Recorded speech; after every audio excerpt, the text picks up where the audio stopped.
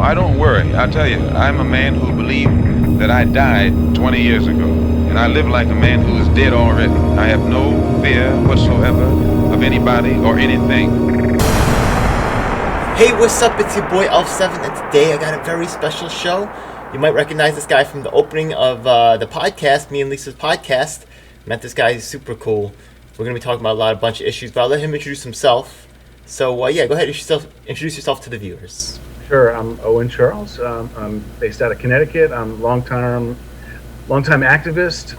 Used to be a New Yorker, grew up in New York, and I'm with the Green Party for the last 4 years, and I'm helped to work with the state Green Party in Connecticut, and I'm involved with the National Green Party, and I also dabble in other things like Movement for a People's Party, and I'm very friendly with local socialist groups.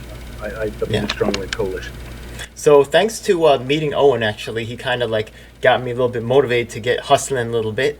And the Movement for People's Party, I kind of saw it, but I had just done now the thing is that my work with the Greens has been over a longer period of time, but it never went as high level as Owen did, as in terms of working more directly with the organizing of that particular group, which is really cool.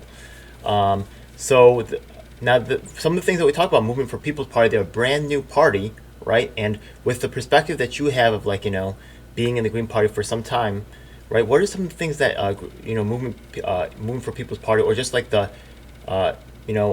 thing we talked about just before we came on air was the fact that these groups will probably almost definitely have to consolidate to really get anywhere. So right now they're deciding to be separate, but at some point they'll probably need to come together in some way. Right. I hate to see, and this is the usual trend, is you see more groups form and more groups split off.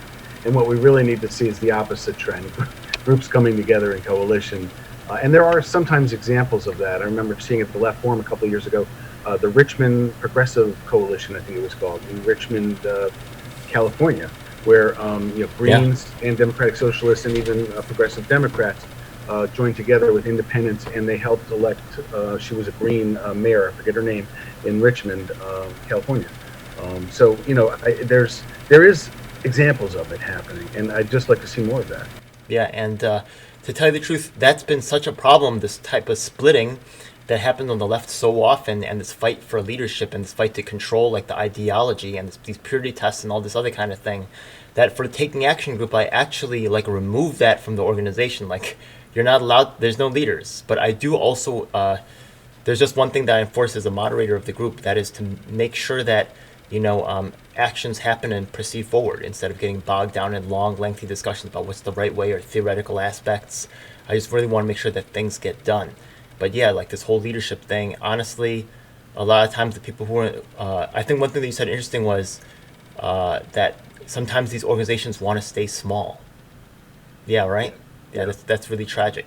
So MPP, now some... it's okay to stay small if you're kind of decentralized, if you're part of a bigger organization. But the only way to take power is for the most part, to come together and wield our power as kind of united people. Unless we want to be an oligarchy, which I definitely don't want that. We're trying to be by the people, for the people. Not really this kind of controlling others. With our little group. And what we're up against with the amount of large billionaire and corporate money is we're up against a wall that is going to be hard to knock down. You're not going to knock it down in groups of 5 and 10 or groups of 1,000. We need unity at some point. And it's also, I always forget, but it's important to recognize that there are groups that are political parties that are using the electoral system only. The Green Party is one of those, as are some others. But then there are groups that are just activist oriented or direct action oriented, and not particularly pursuing electoral. And I think it's important to do both, although I have a much more jaded eye for electoral politics than I used to, because I see every one of these campaigns comes up against this wall of money and this wall of mainstream media, and it's so hard to break through. So I understand people who have given up on electoral politics, but I think it would be good to try to bring people out, especially independents, people who've given up who don't vote, to bring them out to wield their power electorally. Right. So one thing that was also interesting is that you actually used to have your own TV show, which was pretty cool. I got to see an episode we talked a little bit about before. And the thing is that the MPP people, right, before what they were trying to do was technically, through the Our Revolution group and things like that, they were trying to take over the Democratic Party. So they have an option to try to take over the Green Party, which already has established, electoral base and ballot access, a certain number of states and things like that. They already have some of the ground game already done for them. Right. Any particular, I saw some reasons, but I want to hear from you, or I could tell first either way, but why do you think the MPP is deciding to go on a separate route rather than try to take over the Green Party? Right. For me, it made sense to go in the Green Party. So I dem exited in 2016. I had always been, for a long time, disaffected about the lack of progress of a progressive movement within the Democratic Party and the role of big money and the corporatization of the Democratic Party. It's hollowed out. But it took me until 2016 to finally do that. And I joined the Green Party because Green Party is set up with ballot access. There's actually 90 different countries that have Green Parties around the world. I like that, even though they're slightly different. The idea, one of the tenets of Green Party is decentralization. So there are groups that may look slightly different or be run slightly different throughout the country, and I like that as well. And the Green Party has, had some success in local levels and state by state in getting ballot access, and every 4 years we try and field the best candidate we possibly can. Last time it was Jill Stein. She made a significant mark, I thought. And in the past there was Ralph Nader. So why would the MPP decide to or in your opinion, right, because I'm sure they'll have their own answer, but why do you think the MPP is deciding to go and restart the ball all over again, which is very difficult, by the way?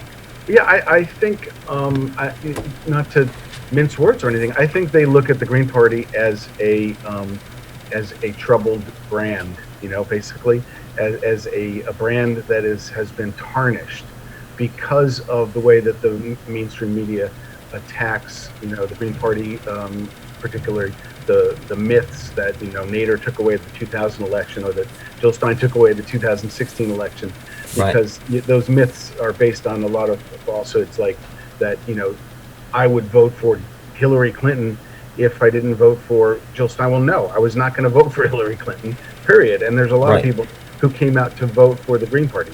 But I would think that anybody who's involved on the left, right, I would think that they would have experience of seeing how much infighting there is on the left and purity tests and all that. Yeah. So they got to know that down the line, even within their own group, MPP, there's going to be infighting and things like that that's going to happen and a struggle for leadership. So I don't think they can really escape that anyway. Right. I think they're also seeing that the Green Party has not been able to bring in the Bernie movement. And they're basically based in the Bernie movement, right? Right. Nick Brana and others who were part of the Bernie campaign in 2012 and 2016 then left to form Draft Bernie for a People's Party, and then that morphed into Movement for a People's Party when Bernie wouldn't go along. And now they're bringing in Our Revolution, which is great, because that's another Bernie organization. And it's really good if the progress of those people who were in the Democratic Party is to keep moving out of the Democratic Party.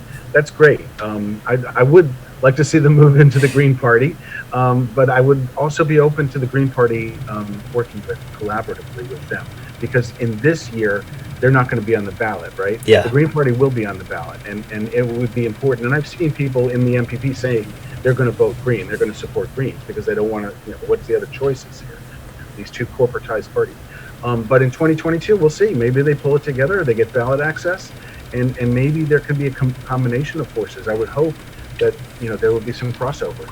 If they become big in wherever, Michigan, and they're big in California, and the Green Party is not as big in certain areas, well then people might morph towards the People's Party. So I certainly don't think it's a bad idea, and I understand where they're coming from. They also have a platform that's slightly different. It's a little bit more aimed towards bringing Democrats and Bernie-crats out of the party than it is. I think the Green Party platform is a little bit more socialist, and I wonder if well, Howie Hawkins, I think, is more socialist. I don't think Jill Stein was really pushing the socialist agenda as much. No, not as much, but basically our policies are socialist, eco-socialist. Yeah. I mean, you could be, well, this is a topic for a whole nother series of programs, but what is socialism? Because with the word socialism is a little bit the scary word, right? A loaded word, Because yeah. we've been so indoctrinated over the last 70 years in this country. It's a scary, scary thing. But in fact, socialist policies can range from your damn Social Security and Medicare that nobody wants taken away, right? Those are Yeah. socialist policies, or even your army and your police force and your post office, although they're trying to take that away, all the way to nationalizing industries. And not everybody's going to get on board with nationalizing, the mom and pop stores. That would be the last bastion. But Sure. people now are even talking about nationalizing the fossil fuel industry, which makes sense. I think what Nationalizing Amazon would make sense. Yeah, absolutely. Amazon and also YouTube, and also like these social media. Yeah, absolutely. Yeah, because like just there used to be like public cable access TV. You know what I mean? Like honestly, like Facebook and YouTube really like a lot of people get their news from those sources and they inform their daily opinions on those things. But they're private corporations and they're able to like cancel out Tulsi's campaign and things like that. That's not like really cool because they really have replaced like all these other media organizations. Yeah, there was a slow progression from the time of Reagan and through Clinton of erasing anti-monopoly laws and antitrust laws so that multiple media outlets are owned by the same company. That's why we have 6 giant corporations that own all the media, just about all of the media. But also they got rid of the fairness doctrine. They got rid of any kind of balance and any kind of restriction on ownership of the public airways, use of the public airways. They used to have to broadcast public service announcements that were balanced, that communities could say in. The last remnant, you referred to the TV show that I used to have. One of the last remnants is still that public access is granted to cable, right? So we had a Comcast, basically local cable show. Actually, this show should be getting picked up on Brooklyn Cable Access as soon as the crisis is over, and I'm also going to be looking into getting aired on Los Angeles Cable Access through Lisa, and maybe even get on Connecticut, and then we could even have national distribution for this show, and I think that would be super hot. Yeah. I know, yeah. And it is still there. It's like Ralph Nader wrote this book about taking power. I think I have it on my book stand. I think it's about taking back power. If you just realize the key strategic moves that you can make, people can exert power, and one of those is actually I think using these cable shows. Now the audience isn't millions, it's only hundreds locally or maybe thousands, but they are open for people to submit your media or to submit your YouTube show, or to just form your own show on there, and that's the type of resource that people need to be aware of. Yeah, the plan is to cross market across all the platforms and to bring them to one central site, you know what I mean? And then to really, use all the platforms simultaneously to really give us strength and a nice amount of contingency plans. But let's bring this back towards because we were veering off from how Green Party is more socialist bent and is in terms of its platform. And we'll talk about I think MPP could also have these same, ideas of, was it having a national YouTube or national fossil fuel to control those industries so that they can't become abusive, or some type of more regulation to really control the out of control monopolization of what's going on here. So I don't think that they really have any real particular conflict of interest there. But one thing that I've noticed that when I've just looking from some different there's different things they have available down the Slack, they have the Facebook. But some people are saying oh, I had a negative experience with a Green Party person, you know what I mean? And then they're holding that to heart. You're going to be having negative experience with other MPP members real soon. Trust me. It's going to happen. It's guaranteed. So that is true. I've had a lot of difficult Green Party exchanges and witnessed a lot of dysfunction within the Green Party. But I've also witnessed some really inspiring candidates, and that's what keeps me going.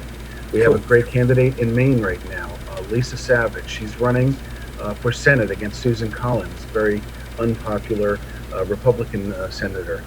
Used to be popular because she used to be more, centrist and one of the more moderate Republicans.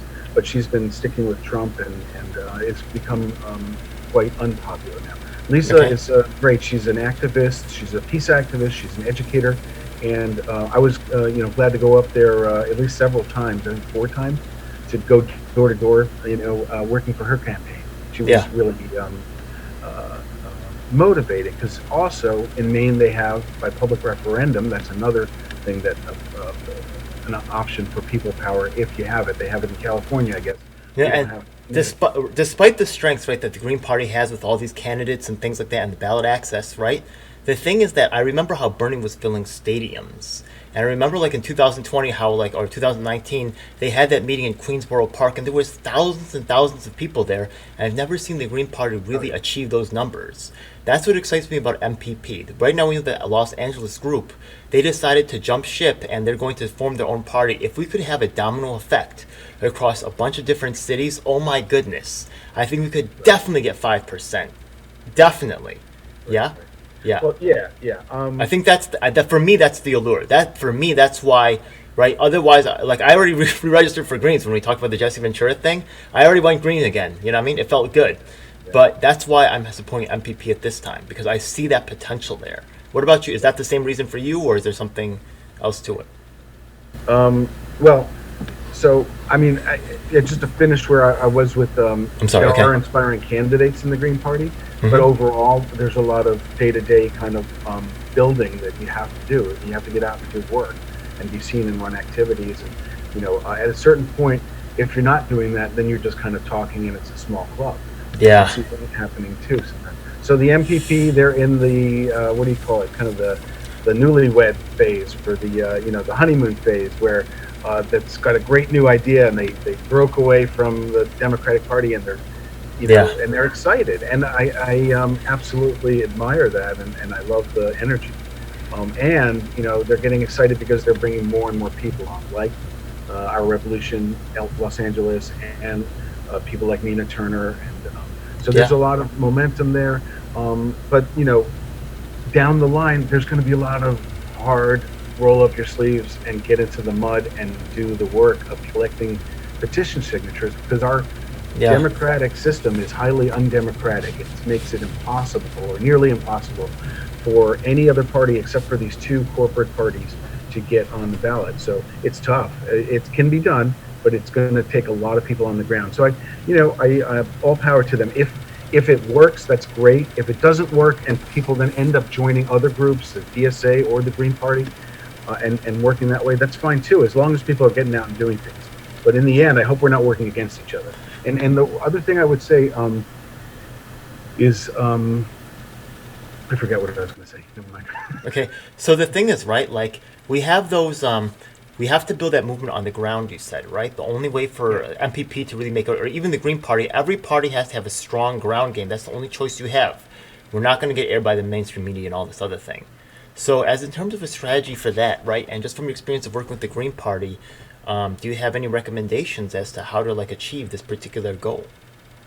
How can they, what's the MPP's path to victory here? Honestly, I'm a little bit concerned because, like, I just set up, like, the Facebook group for New York City for MPP. I set up I did the Action Network thing. I just set that up, you know what I mean? But I haven't really had people, like, swarming in. It's going to be a lot of work, man. What about Connecticut? Is there our Revolution group up there? Have you guys been in contact? Maybe they'll join? That would be so cool. Yeah, that would be. There's some, I think, fairly small our Revolution groups. I think in central Connecticut and Cool. our east. Every once in a while I look on them on Facebook, but I don't know what they're doing right now, actually. But I do. I hope they'll join.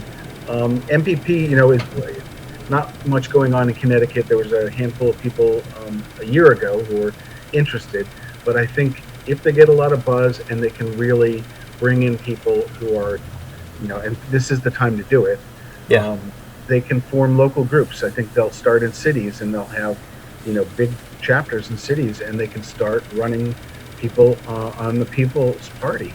Yeah. They're going to have to get ballot access. They're going to have to get thousands of signatures. They're going to have people run. But it's not, if you've got a handful of people on each, election committee who are willing to work hard, you can do it, because that's the way it works. I mean, we've been doing it that way. We've run candidates. When I say we, I'm talking about our Shoreline Green Party. We ran 4 candidates in 2017, and then another 4 in 2018. and there was 9 that ran in 2019, and we actually got 2 people elected. I was really happy. Oh, awesome. Okay. Yeah. So, but each campaign, it usually takes takes videos like this, and it takes possibly door to door, going out to the farmers markets and interacting with people, and it takes a lot of signs and some fundraising. We don't raise a lot of money for these campaigns, but we write letters to the editor. It's people power and activism. And yeah. Build over time. One thing that I know, we also both came out of like the Tulsi campaign, which was pretty cool to meet you there. So the thing is that one thing that I'm really concerned about, like for Tulsi, and really I'm disappointed with her whole movement, to tell you the truth, is because you could see, like, at the end of 2016, Bernie was making a lot of inroads. So honestly, before he even ran, like, there was already like community-based organizations that were throwing their weight behind Bernie. Like, they were ready to go. You know what I mean? But as in terms of like leaving a legacy on the ground or some type of activist motion, right? Like you saw, like here in New York City, like Yang sued the New York primary, right, on behalf of, and he keeping his name in the mix. He's talking about relevant issues, and he's got the income movement. With Tulsi, like, there could be an Aloha movement or something like that, and I really don't see any of that. And really, I'm trying to, like, the Taking Action Group was originally the Tulsi Action Group. I was ready to do that, but I just don't see that. And I would think that she would attract a lot of people, just like yourself and myself, who have some political experience, who really see the problems with the corruption, and where are they right now? You know what I mean? So.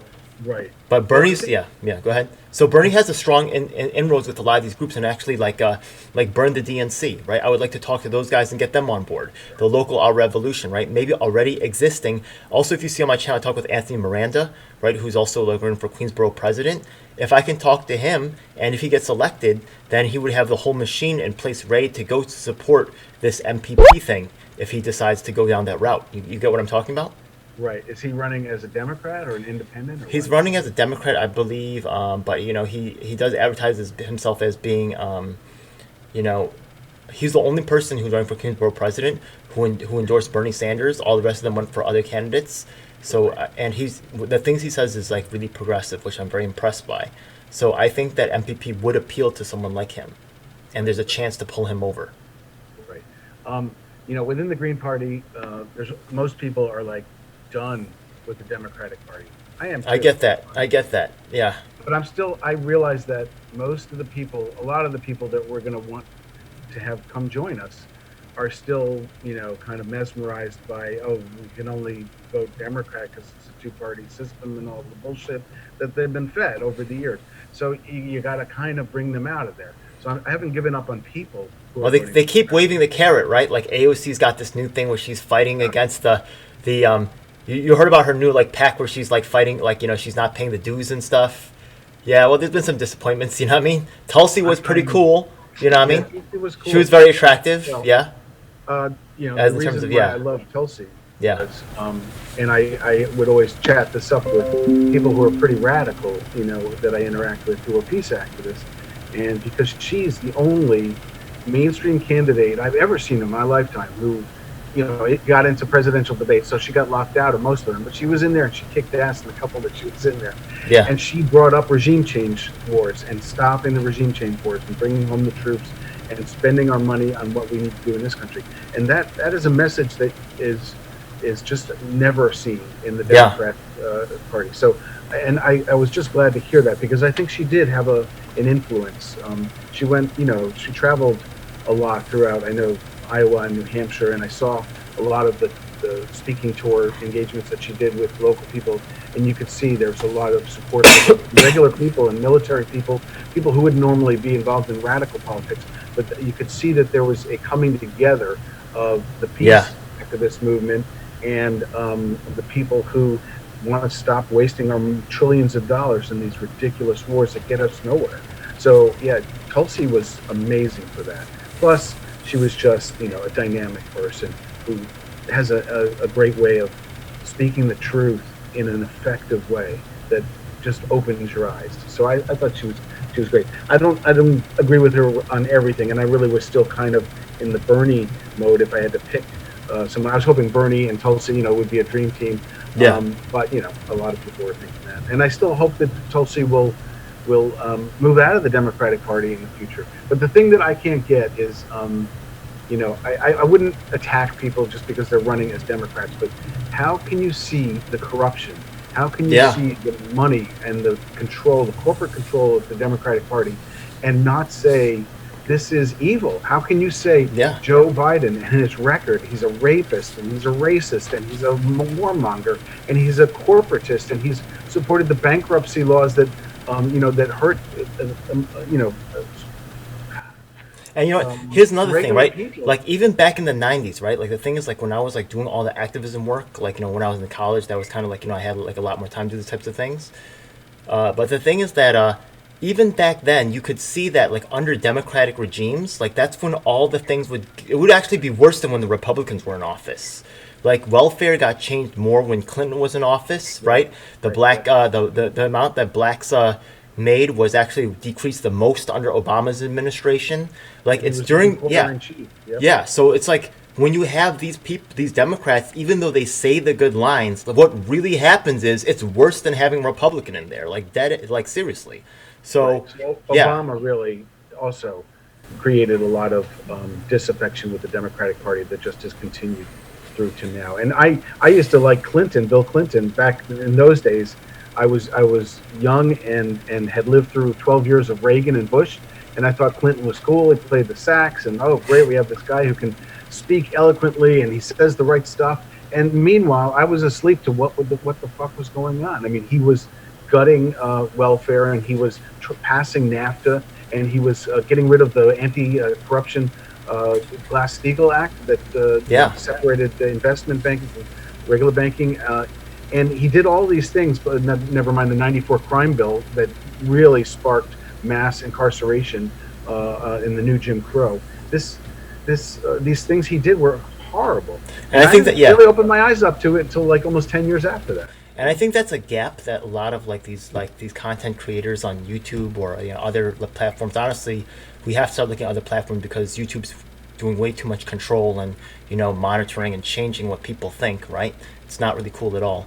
But like you could see that it was always a huge problem. And if he really was involved in activism and trying to make things happen on the ground, right? A lot of people say, oh, you can't take this kind of confrontational attitude, stuff like that, and I get that, right? But after you've been working on the ground so long and seen so much of what you're working for upended, destroyed. Actually, it's funny because I was watching this probably happens to you, right? Because you watch Tulsi Gabbard, right, on YouTube, it makes you watch nothing but Fox stuff. You're like, I never subscribed to Fox, but you get like nothing but Fox in your feed. Am I right? It was for a while. That happens to me. It's like it's hilarious, right? Like it's showing me like all these like some of the, I get a lot of Tucker, which is a little bit digestible, but still like honestly, there's some critiques of him which are very valid. Okay, but whatever. So, anyways, I was watching this Trey Gowdy thing today, and he was saying that when you live a life right where you don't experience things that are unfair, it changes your center point, because everybody wants fairness in the beginning, but when you keep facing things that are unfair, then you say, I want unfair things to equalize this out. You know what I mean? So I'm not saying that I want unfairness. I really want fairness and like deep down inside. But yes, seeing how much the Democrats have destroyed and like all the things that we worked for, the people that I was watching those guys today. I was talking about like Big Talk, Little Talk, and New Progressive Voice, and they're very intelligent. You know what I mean? But I'm not sure how much activist work they've done on the ground that might change the way that they really interpret things. But I got love for those guys. Honestly, I think they're very good content creators. So, right. I think one of the main things we need in a movement is to bring back democracy. I think that's across the aisle or whatever. It's not left or right. People of all stripes want to get the money out of politics, and they're sick of the big corporate parties. But about democracy. Well, wait a second. Before we talk about democracy, right? The thing is that the activation of the people on the ground, right? I wonder if it's possible, because you take your average person who watches mainstream media, you know what I mean?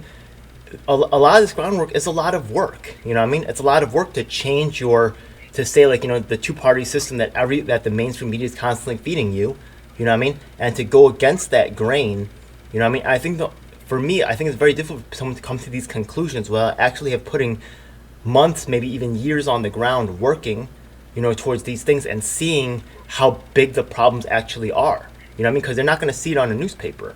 So Right. how do we bring these people around where they, because they don't have the years of experience of this groundwork? Right. Well, so people like Caleb Maupin, whose show I was on, and he's a socialist scholar, he's saying we out of the movement and into the masses, bring these ideas that we're showing up at protests to talk about in small groups, bring it maybe even door to door. So maybe door to door is one way you do that. And I mean, there were some community groups that do that, like the NIPERG, the PERGs. I know you didn't have a good experience with NIPERG. Yeah. I generally did. They were doing some good work on Long Island where I was working for them. But I mean, maybe in the local community, right? But the thing is that when they're at the colleges, they're not allowed to do anything locally. So you cannot see the fruits of your labor. I'm sorry. Okay, my bad. The idea of canvassing door to door. That's great. That's good. Is one way. Another way is to make people aware. I don't know. There's direct action. I'm involved in the vegan movement and animal rights movement. Cool. And there's direct action everywhere. And they're a group that does confrontational sometimes. They go into slaughterhouses. They go into factory farms. They also go into Whole Foods, and they have protests and they film. But they also do these cube of truth things, where four people will stand with laptops, each one holding a laptop with and they're usually wearing anonymous masks. If you haven't seen it before, look it up, Cube of Truth, and it's DXE, Direct Action Everywhere.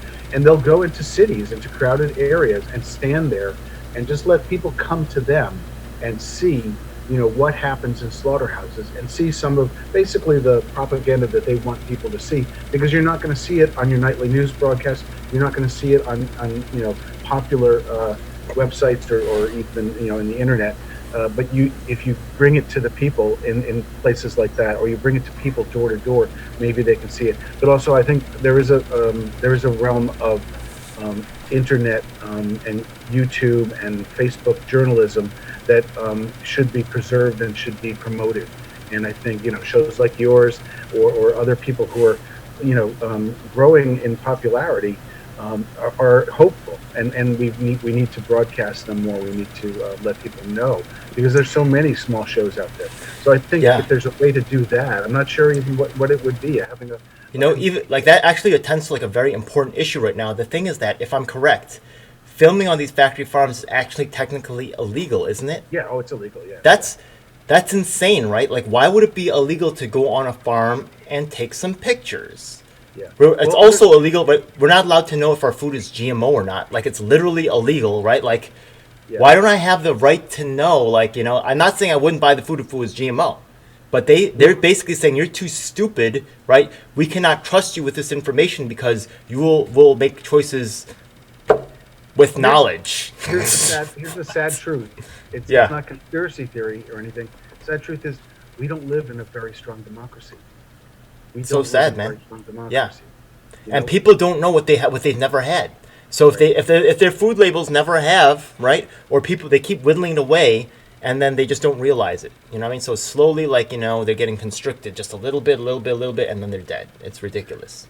Right. So in France, they put through, and I'm not sure if it was through referendum. I forgot how they got it passed, but they actually have like 24-hour monitoring video cameras on at factory farms and slaughterhouses. That's amazing. That's amazing. That's actually it's quite the opposite of here. Yeah, they're not helping to hide injustice. They're helping to shine a light. Yeah, when you have more people power, that's what you can do. Yeah, that's actually better for then you have basically free making sure that things are going right in those farms. You know what I mean? Because you don't have to pay the government to do it, because people want to do it themselves. So it's a way for the government to save money, you know what I mean, and have better outcomes for the people who are buying the food from those farms. But this whole secret thing, and it's really sad that the level of non-integrity that our government has for us, and disrespect, just as in terms of not giving us the full information. It's ridiculous. Yeah. Yeah. I think being able to find resources and share resources is a tricky thing. Even though it's like living in New York, it's sometimes harder to meet someone than it is in a small town where you're going to interact with people on the main street and see the same people over and over again. You can almost be more anonymous. The internet, it's still, even though there's real networks of people and bubbles, sort of, I don't think a lot of people know what's going on elsewhere in other bubbles, in other groups. And I don't know how to break through that to coalesce people better. But I one idea I just was thinking of is the Whole Earth catalog. In the 60s, late 60s and early 70s, there used to be a Whole Earth catalog, which came out like 2 or 3 times a year, and it would have a whole lot of, it's mostly ecology and social activism essays and works by people who are well known, but also by groups and people who weren't well known. And they would publicize what they were doing. They would have also reviews of products and different advertisements and things for newspapers. And we need some kind of go-to compendium where you can find out what are all the different YouTube channels, what are all the different sources of information, what are all the different, because I keep finding out about little nuggets of gold, and when I find them, I see that hardly anyone else knows about them. Yeah, they're not, and meanwhile, most of the people you talk to, especially people who are in the Democratic Party or in local politics, they're tuning into MSNBC or Fox still, Yeah. And also, what's even worse is that YouTube now is really promoting that above independent, Yeah. And that's what YouTube was known for in the beginning, like independent content creators. But now, they're just lying over for the mainstream media. That's a whole. And they're not differentiating themselves. Yeah. Censorship in Facebook and Google and YouTube is just it's that's why we need to make that a municipality. That's why we need to make that a municipal resource. You know what I mean? Yeah, a public resource. So when you say things like that, the way that Tulsi challenged the military-industrial complex, or you challenge the media-industrial complex, or you challenge any of these huge money-making industries, you're going to have a powerful enemy.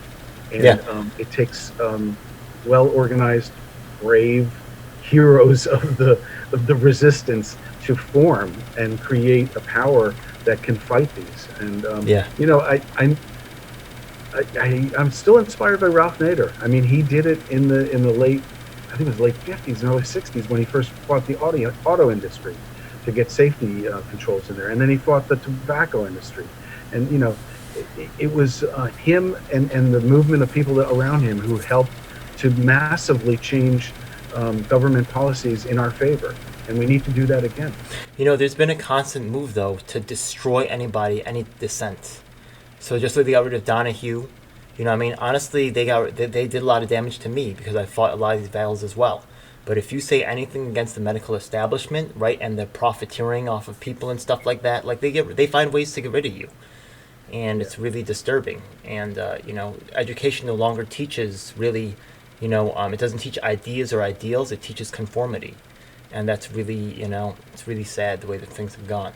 So things are getting literally worse. And it's obvious that the income disparity is becoming out of control. We're paying higher and getting less value than ever before. They used to say America's the best in the world. Now we're the worst, right? Like out of the COVID response, we're the worst. We have the highest cost for healthcare and the least returns. Our educational system is obviously crap. I just heard on Jimmy Dore. I was watching Jimmy Dore tonight, and I forget his guest's name, but he was talking about they're getting single-payer healthcare in Rwanda. They're working on that in Rwanda. They're going to have better healthcare in Rwanda than we do here. We're so propagandized. How do we convince the people, right, to get involved with a movement like MPP or the Green Party and say, look, everything else that you're getting, like the TV, like your internet, right, they're all telling you blah, blah, blah, internet, Democrats, Republicans all day long. You think they're really important. I'm showing up and telling you there's another option, right? I don't think it's enough just to meet them once or twice. Actually, that's what I felt like the Tulsi campaign. Also, they did like a lot of this sign waving and stuff, which I think is cool. But I think you have to really develop relationships with them. You have to really get to know them over time, where then they actually will work with you and believe in you. So I think that we need to like start spreading ourselves and start you could call it infiltration, but we need to start like spreading out people that are dedicated to this particular agenda and bringing them in. But I bet you they'll try to cut us off at the head. Yeah, I think it's multi-pronged, the things that need to go on.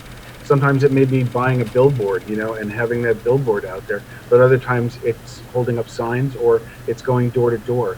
And, I myself am conflicted, like what to do. I go to the big protest, I post things on Facebook, I do YouTube stuff, but then I think, damn, I should be going door to door. That's really an important thing. And I keep having that on my list of things to do. That's why That's why I'm making like relationships with like other candidates who are running for office, because they have they are interested in also growing a political base. So I'm approaching groups that have political minds or political mindsets. Also, people have something to lose. Like I was talking about, like in the episode where we talk about like why did Cenk lose, right? And the thing is that a lot of the poor communities, they don't vote. Let's be honest. You could market to them, but it's the landlords who end up voting. So the thing is that you take people from the prison complex and they put into the affordable housing that's damaging some communities, and those landlords will vote in a certain way. So since they're the ones voting, right? Since they control things. You could meet the landlords association, develop a relationship with them, and bring them, make it. And that's another thing you can see, like from some of my marketing stuff. I want to make it cool to be this. You know what I mean? Not only, and it's fun. You know what I mean? It's not just always like preach, rant, whine. Like this is fun. Like bring the energy. Like this is a good time. Right. Well, yeah, I always felt that about the Bernie movement. And I felt before that about the Occupy movement. Occupy was quite inspiring, and it was also a leaderless group, and I thought that worked well. That's part of our mindset too, is that we've got to get out of this crazy, individualism of this country. Yeah. The history of the world is filled with examples of communalism and people whose communities flourish by taking care of each other. This weird myth that we bought into of individualism. Some of it is good ideas. It's good to be a creator and do your own thing and have some freedom. But we have this idea that everybody has to be a leader. Well, I'm forming a new group and I'm the CEO and I'm the founder. And when I hear people saying that, it's okay. But tell me, like, what have you done for me lately? Like, are you getting in and doing the work? Because I really think fascination with titles and leadership. Yeah, I agree. Yeah, is a pathos.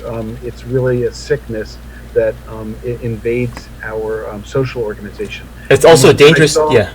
When I saw the movement of Occupy, we started to do that same General Assembly approach where everyone had a vote and everyone could have a say, and that's what true democracy is about. And that's why, even though we get together and we need to unite in a big group and a coalition, I think decentralization is a key tenet of real democracy, is that you have to have this at the local level, small groups where people can have their own voice. Yeah, absolutely. I think that's really cool, man. I'd like to do that better with Taking Action Group. I feel like sometimes a little heavy-handed about forcing the phases through, but I don't want to make it take so much time, because I've seen that taken, I've seen like just it take forever, and I want it to be efficient as well. So, but I'm glad to have you on board, man. More experience is definitely helpful for this particular thing. So yeah. Yeah. And also another thing dangerous about putting people into leadership positions is that a lot of the other people feel like they don't have to do anything anymore. So the thing is that they stop working, but we need everybody to come together and work together to beat this corporate giant that we've created or allowed to grow to this level. So we can't do it with just like, oh, look at the leader. He'll take care of all my problems. She'll take all of my problems. Right. That's, we need to come together like this and move as a unit. Activists and organizers teach and enable other people to do the same thing that they're doing. Because it can't be one person at the top. We really need to enable people to do what they can. Not everybody is going to be a candidate. They're not good at that, or they don't like it. I don't like being a candidate that much.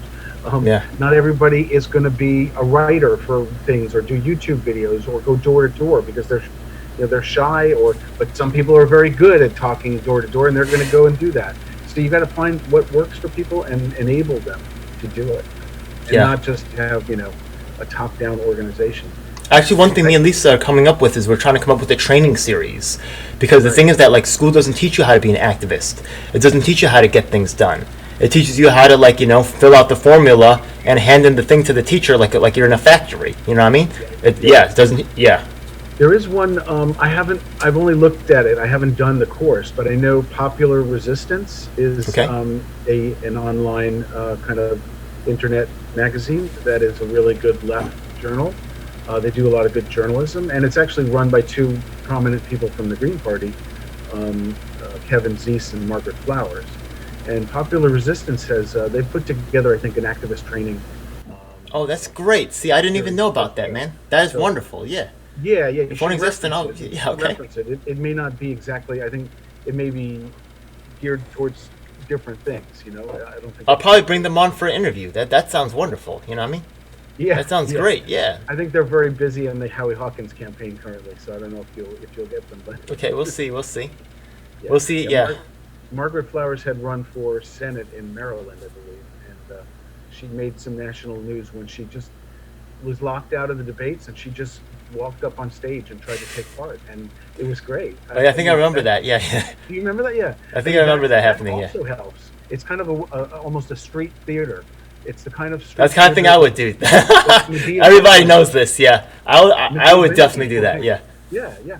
But there's a place for it, and it also makes people laugh and smile and go, yeah, right on. You got to do that. Yeah. Benjamin is always showing up in the weirdest places, like congressional hearings, and she brings her, she's all of a sudden she stands up behind like a congressman or whoever. It's a big sign. And brings up her sign, and it's just right on. She's in the national news, Yeah. Or like, if you're going to go to extremes, there's Pussy Riot in Russia. Oh, I love them. They're crazy, though. Yeah, they ran out. They got locked up. Yeah, and they're getting beaten, but they don't care. Yo, those girls are hardcore. You know what I mean? Yeah, much respect, Pussy Riot. Hell yeah. For that, too. Yeah. I love Russians. I'm a robot now. Yeah, that would be great. What's the next steps for the Taking Action Group? What are the next steps there? Well, the thing is, we just try to honestly, I'm just trying to be a resource for other organizers. I'm not really trying to push my agenda through Charles Taking Action Group. If you want, it's hopefully to be a resource. So let's suppose you want to have a petition signed, or you want to promote a certain candidate, then you bring them to the Taking Action Group, and then you might find other activists who can give you advice, right? Or who might or we got people from around the nation, right? We have a network, the email list I need to actually send. I was definitely going to put that to you today. There's people from around the nation, so you're I want someone in New Hampshire, or I want someone in Los Angeles, I want someone in Nevada. You know what I mean? We want to coordinate this national project. You can also use the people to make that happen as well.